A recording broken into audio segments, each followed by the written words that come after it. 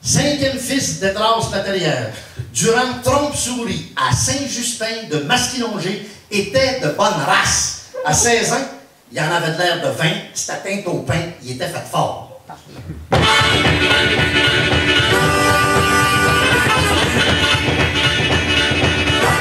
Un jour, son père lui dit, « François, tu n'es plus un enfant. » Oui, son père. La conversation n'allait pas plus loin.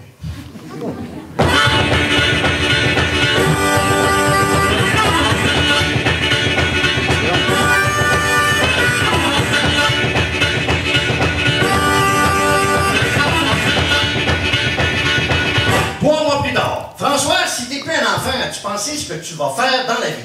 Oui, son père, un habitant. Un habitant comme vous, comme votre père, comme votre grand-père, comme toutes les Laterrières.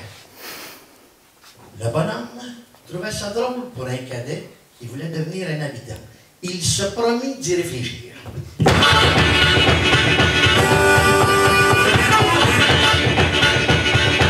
Un an plus tard, « Hey François, qui c'est qui t'a mis ça dans la tête d'être un habitant? » Ben, le curé, son père. Le curé.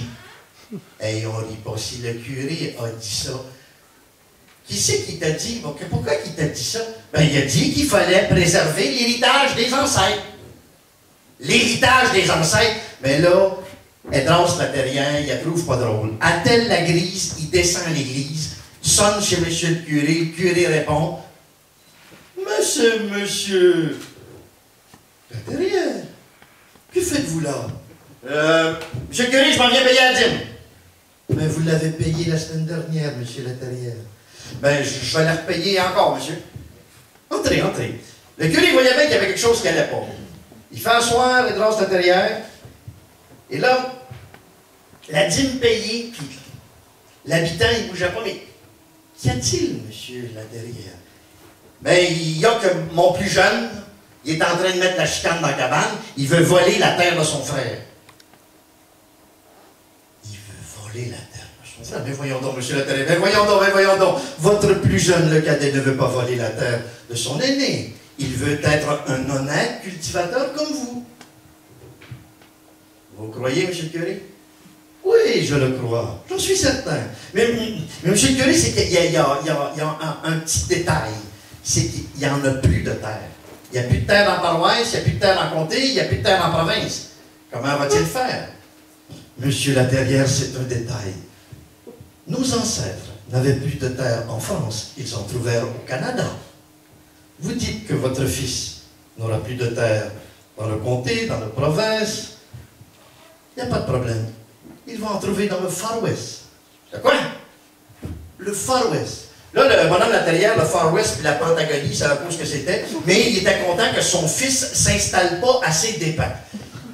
Le Far West. Le bonhomme Laterrière s'en tourne chez eux. Il dit à son fils, François, il dit effectivement, le curé t'a trouvé de la terre, tu vas t'en aller dans le Far West. Le lendemain matin, François Laterrière part pour le Far West.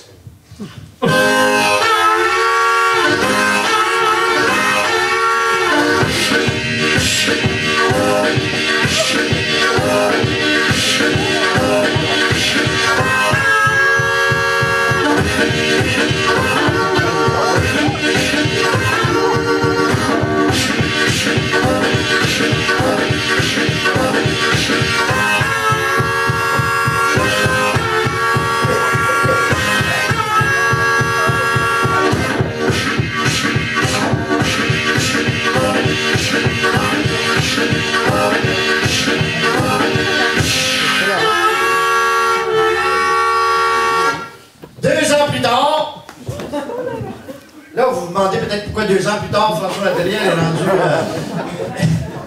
rendu à Regina. C'est que là, je vous ai fait le train, mais lui, finalement, il n'a pas pris le train, il a suivi à voie ferrée. Parce qu'il n'y avait pas d'argent pour prendre le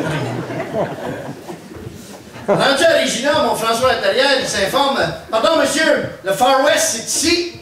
Là, lui, il venait de traverser à peu près 3/4 du Canada. Hein. Ça faisait comme un 2008, un 3002 km qu'il venait de traverser. What?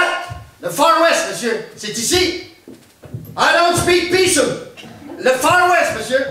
Monsieur, le Far West. Fuck all.